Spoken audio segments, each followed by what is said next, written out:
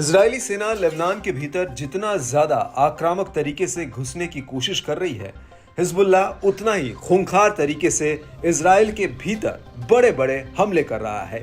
और ये हमले ऐसे हैं जिन्हें देखकर ऐसा लगता है कि हिजबुल्लाह कभी भी इजराइल के भीतर कुछ बड़ा कर सकता है।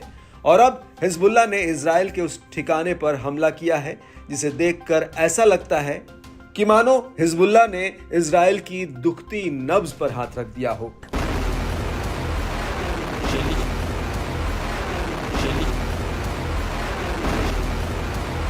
दरअसल हिजबुल्लाह ने तेल अवीव के भीतर हरकिया बेस पर लंबी दूरी वाली बैलिस्टिक मिसाइल कादेर-2 दागी है।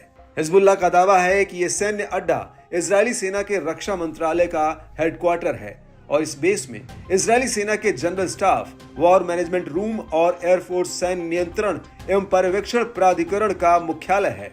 हिजबुल्लाह का दावा है कि इस सैन्य अड्डे की दूरी लेबनान बॉर्डर से करीब 120 किलोमीटर है।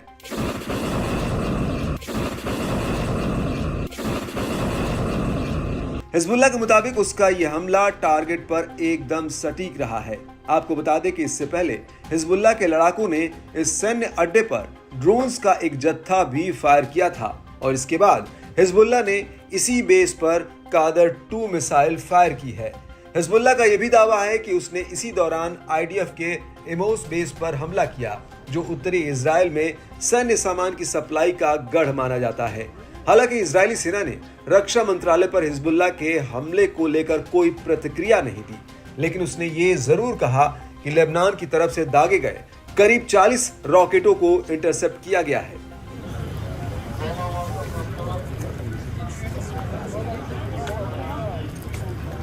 लेकिन इस सब के बीच हिजबुल्लाह ने फैट-6 मिसाइल का एक वीडियो रिलीज किया है। हिजबुल्लाह के मुताबिक उसने ये मिसाइल तेल अवीव के तेल नौफ बेस पर दागी थी, जहां पर इजराइल के कई F-15 लड़ाकू जेट्स के साथ कई ड्रोन तैनात हैं।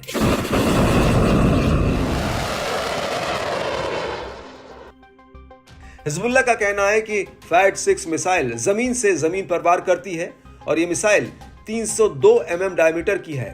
इसका वजन 650 किलोग्राम है और ये 140 किलो का विस्फोटक ले जा सकती है। यह मिसाइल 225 किलोमीटर की दूरी तक हमला करने में सक्षम है।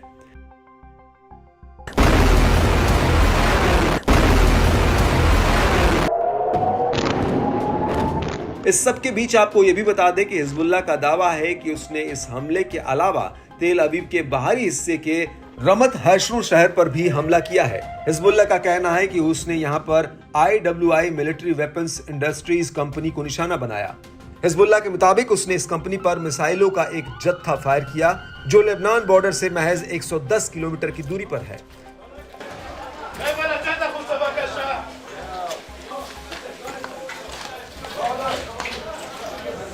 और इस हमले के अलावा हिजबुल्लाह ने गिलोट बेस पर भी एक बड़ा अटैक किया।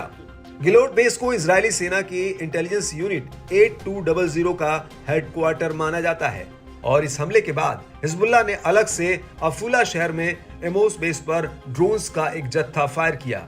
और इस हमले के बाद हिजबुल्लाह ने अवीव, मनारा और कजरीन सेटलमेंट्स पर भीषण बमबारी की है।